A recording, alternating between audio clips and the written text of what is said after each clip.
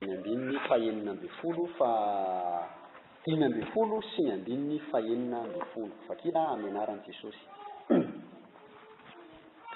Fa araka ny fahamasinan'ilay miantso anareo dia aoka mba ho masina koa ianareo amin'ny fitondrantena rehetra, satria voasoratra hoe aoka ho masina ianareo satria masina aho. Haleloia. Araka ny fahamasinan'ilay miantso anareo Andriamanitra zany ilay miantso atsika dia Andriamanitra masina. Ary satria Andriamanitra masina izy dia miantso atsika koa izy mba ho masina. Haleloia. Ka amin'ity fotoana androany ity dia resaka mikasika ny amin'izany fahamasinana izany tsika androany arivo. Zavatra efa ampianarina tsika eto matetika moa zany ary zavatra efa fantatsika koa fa karazana fampahatsiahivana ihany no entina eo anatrehantsika tsirairay avy. Ary anisan'ny fotom-pampianarana anankiray lehibe izay ijoroan'ny fiangonana Jesosy mamonjy ary mampiavaka ny fiangonana Jesosy mamonjy ny fahamasinana. Ary ny tenin'Andriamanitra raha teo koa dia milaza fa izay tsy manam-pahamasinana dia tsy ahitany tompo. Noho izany dia ilaina ny fananatsika fiainana masina. Haleloia. Ary androany dia hijery an'izany tsika fahamasinana ao anaty ary fahamasinana eo ivelany. Tsy hoe ao anaty any fa eny ivelany. Voalohany indrindra aloha dia ny ao anaty ilaina hamasinina. Haleloia. Izao ny voalaza amin'ny Paoly apôstôly ao amin'ny Korintianina 2:7.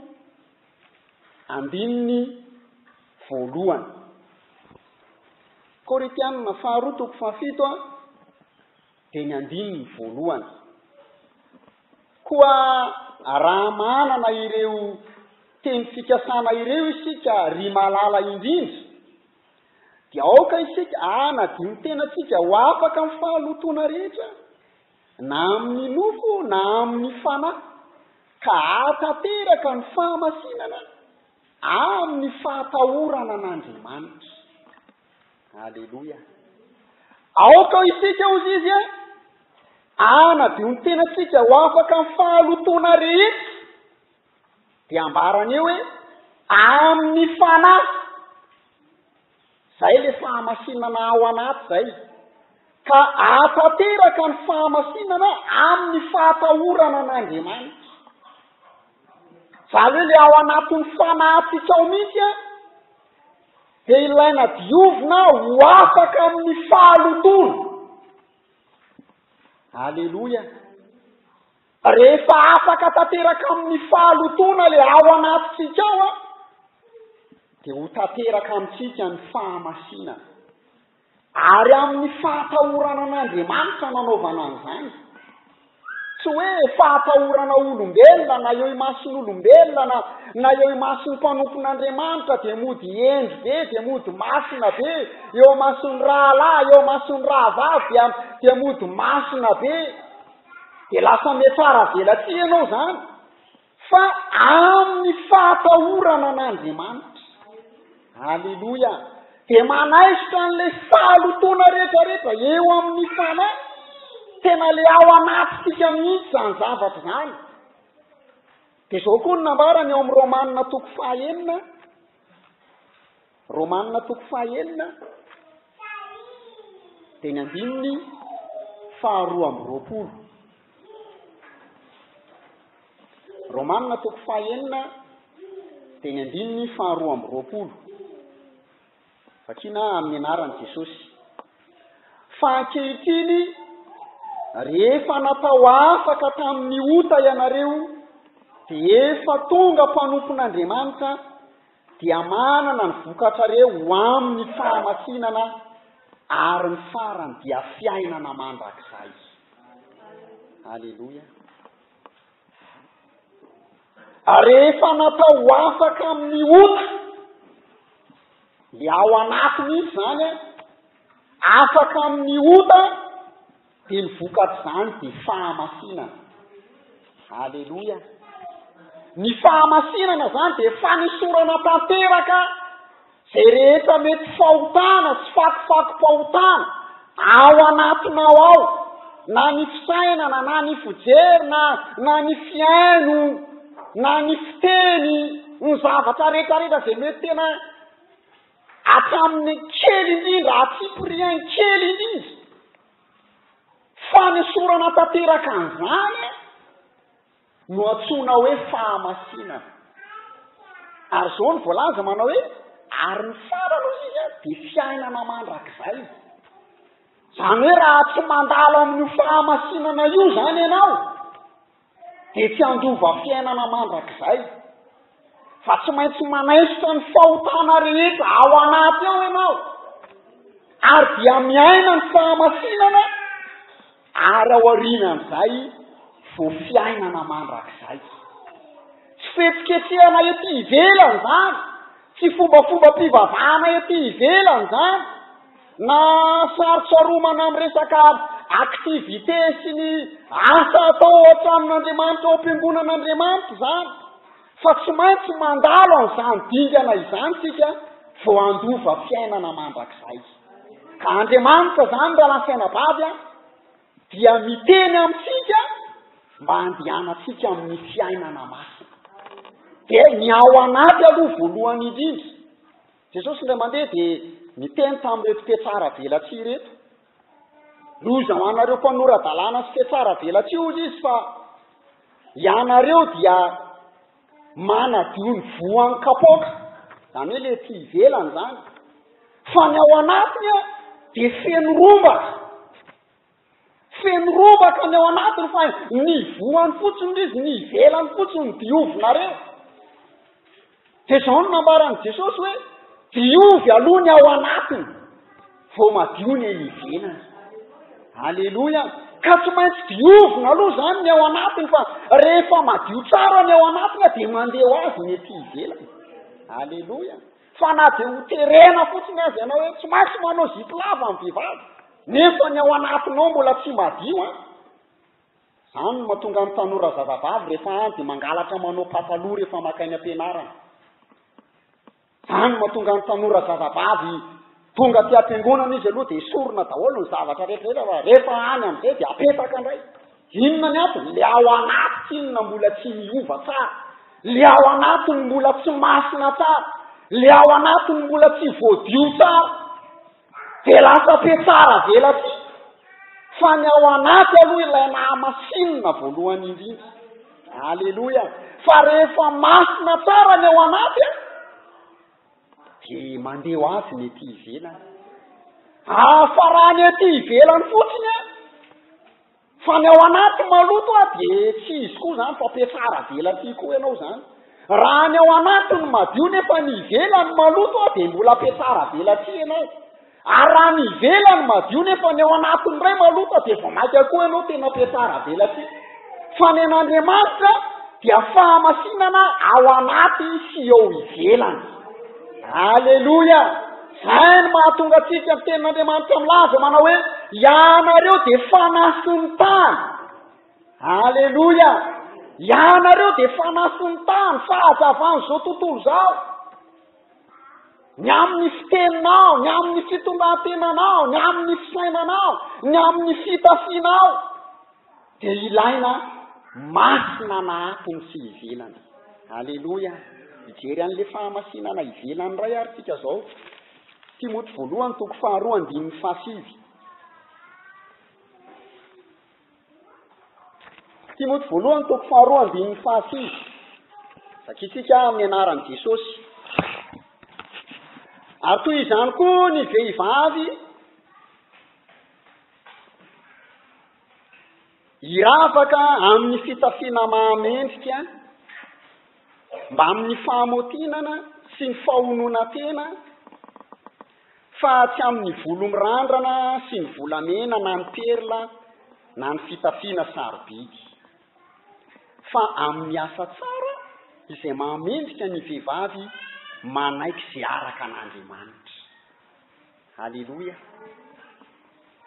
Ahoana ozy izy? Aoka ny vehivavy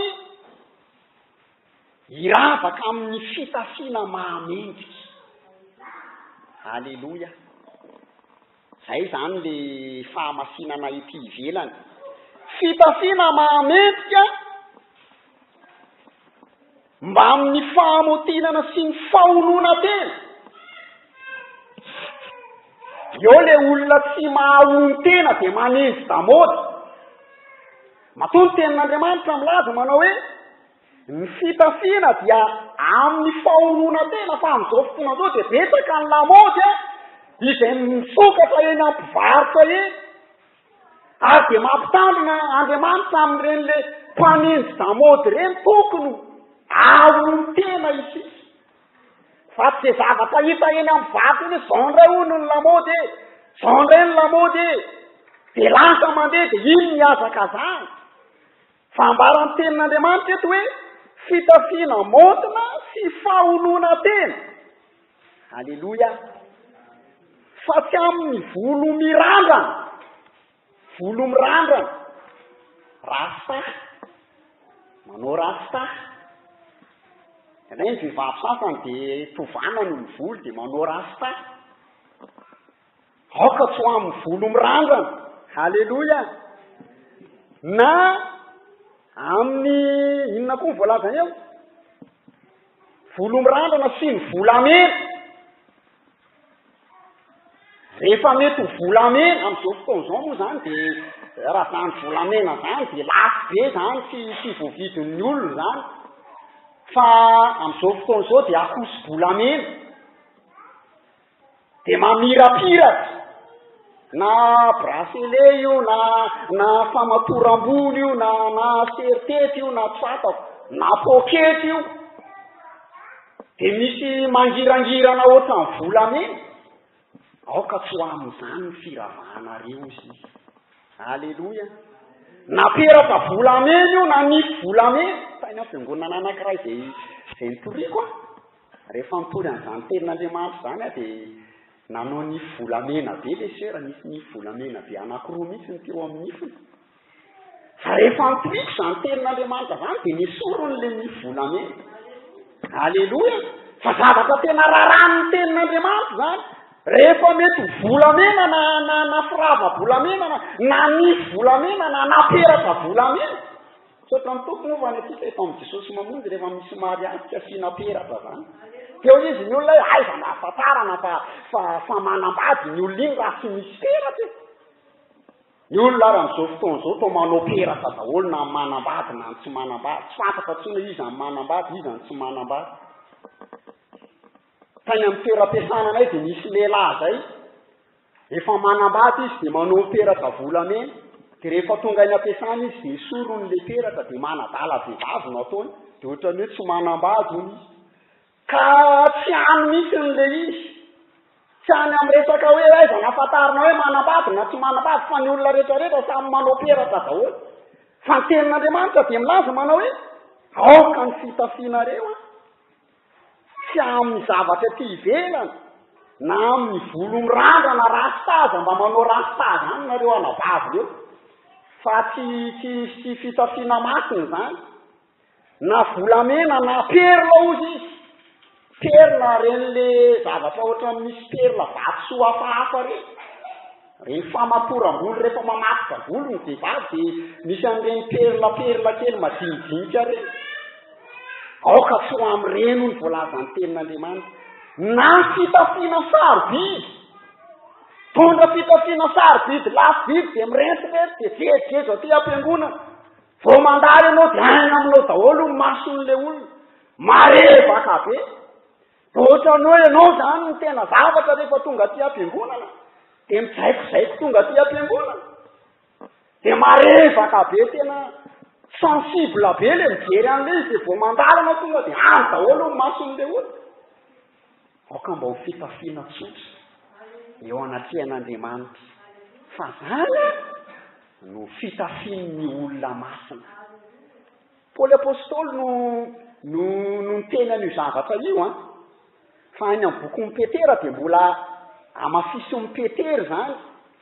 Ireo tsara fa ny fotom-pampianaran'ny apôstôly de mitovy fa tsy hoe fotom-pampianarana samy hafa koa. De amafisin'ny Petera zany ao amin'ny Petera voalohany toko 7:1 ka hatramin'ny 5:5. Petera voalohany toko 7:1 ka hatramin'ny 5:5. Fakina amin'ny anaran'i Jesosy. Ary toy izany koa ianareo vehivavy manekeny vadinareo de miala tsiny aloha fa de voateny foana ny vehivavy eto. Ary toy izany koa ianareo vehivavy manekeny vadinareo mba ho voataona ny fitondran-tenany vavy izy na dia tsy amin'ny teny aza raha pahiny misy tsy makatony teny. Rehefa hitany ny fahadiovan'ny fitondran-tenanareo miaraka amin'ny fahatahorana. 7. Ary aoka ny firavahanareo tsy ho zavatra eny ivelany toy ny firandranam-bolo sy ny firava-bolamena na ny fiakanjona. Fa aoka ho toetra ny afinao apo izay tsy mety ho roa dia ny fanahy malemy sady miadana izay soa indrindra eo i mason'Andriamanitra. Fa tahaka izany no niravahan'ny vehivavy masina fahiny izay matoky an'Andriamanitra sady nanaiky ny vadiny. Haleloia! Amafisin'ny Petera tsara mihitsiny izy nefa. Fa aoka ho izy ny firavahana tsy ho zavatra eny ivelany, fetsiketsehana eny ivelany amin'ny firandranam-bolo sy ny firava-bolamena sy ny resaka fiakanjona. Fa aoka ho izy toetra miafina ao am-po. Ary de ambarany ao amin'ny 5:5 hoe tahaka an'izany no niravahan'ny vehivavy masina fahiny. Haleloia! Tsy hoe vo am'izao andro eny atsika zao fa efa fahiny, efa tany aloha tany, de efa niravaka tamin'ny fitafiana masina ny zanak'Andriamanitra marina. Haleloia! De jereva nge any amin'ny jerevantsika tamin'ny andron'ny Jakoby, inona ny zavatra nitanga rehefa nasain'Andriamanitra rehefa nasain'Andriamanitra miverina tany Betela Jakoby. Raha mandinika ny tantaran'i Jakoby ianao rehefa tafaverina avy teny amin'ny toerana nalehan'i Jakoba de tonga tany Sekema. Zany tanànany Sekema zany de tandindon'izao tontolo zao. Andriamanitra dia efa nitoriana teto fa isika dia tsy tokony hanao ny fanaon'izao tontolo zao na hanaraka ny fanaon'izao tontolo zao. Fa i Jakoba tsy nakany Betely izy fa lasa tany Sekema. De tao izy nanorona ny lainy sy nanorom-ponenana tao. Nefa tao amin'izany tanànany Sekema zany dia tahaka ny fanaon'izao tontolo zao tanàna feno fafinaretana ny zavatra fanaon'izao tontolo zao. Ary ny zavatra nitsanga tao dia voataona nanompo Andriamanitra ny ankonan'i Jakoba. Ny zanany vavy moa dia nandeha miaraka tamin'ireo zatovavy n'izao tontolo zao dia nandoto ny tenany tany. De niova tamin'ny fitafian'ireo zanaky Jakoba reo rehefa tonga tao Sekema izy, nanjary lasa nanara-damôdy, nanjary lasa niravaka sy ny ohatran'izany ny zanaky Jakoba rehefa tonga tao Sekema tao izy. De niseho tamin'ny Jakoba Andriamanitra. Hoy Andriamanitra tamin'ny Jakoba manao hoe mandehany ianao miverena ny Betela tany amin'le nanaovanao voady ho anahy, mandehany ianao miverina any. De zao ny zavatra nitsanga eo amin'ny Genesis toko 5:30. Rehefa iverina ny Betela ary Jakoba tsy hoe avy etrany de mandeha miverina izy, fa nisy zavatra nataon'ny Jakoba tao. Zao ny voalaza eo amin'ny 5:2. Jakoba Genesis toko 5:30 5:2. De hoy Jakoba tamin'izay tao an-tranony mba amin'izay rehetra nomba azy, ary io reo andriamanitra hafa zay ao aminareo de madiova sady hovainy fitafianareo. Io le fitafiana tsomontana, le fitafiana ratsy nasainy Jakoba hanovany. Alleloia! Satria fantatry Jakoba fa le Andriamanitra io de Andriamanitra masina. Andriamanitra masina io ka raha iverina ho amin'ny Betela tsy maintsy esorina le fitafiana tsomontana. Alleloia! De zao indray ny voalaza 9:7. Ary andeha iende isika ka hiakatra ho amin'ny Betela, ary anao altara any ho an'Andriamanitra aho zay namaly ato amin'ny andro fahoriko ary nomba ato amin'ny lalana izay nalehako. 9:7. De natolony teo amin'ny Jakoba ny Andriamanitra hafa rehetra izay no tanany sy ny kavina rehetra izay teny atsofony. De nalevon'ny Jakoba tao apotony potony azo oka zay teo akaiky ny Sekema zany. Tanao zany novaina le fitafiana satria iverina any amin'Andriamanitra, nesorina le kavina le firavaka rehetrarehetra satria iverina amin'Andriamanitra le Andriamanitra masina. Alleloia! De novaina le fitafiana tsomontana, ngamba mety nanao zipo tataka ngamba ny sasany, nanao zipo fokely ny sasany, ny firavaka teny amin'ny tanany sy teny amin'ny sofony, nesorina daholo zany mialohan'ny iverenana any amin'Andriamanitra satria zay le fahamasinana tadiavin'Andriamanitra izay. Alleloia! De tahaka an'izany koa tamin'ny andro zanak'Israely ao amin'ny Exodosy 7:30. Exodosy 7:30. Exodosy 7:30 de ny 9:5. Satria na amin'ny anaran'i Jesosy 9:5 sy 5. Fa Jehova efa nilaza tamin'ny Mosesy, lazao amin'ny zanak'Israely hoe ianareo dia olona mafiato, hiakatra eo avoanao amin'ny fotoana fohy ao dia handingana anao noho izany ankehitriny esory ala aminao ny firavaka ao mba azahoako mahafantatra zay atao aminao. Ary ny zanak'Israely dia nanala ny firavany tsy ho amin'ny tenany teo anilany tendrombohitra rehetra.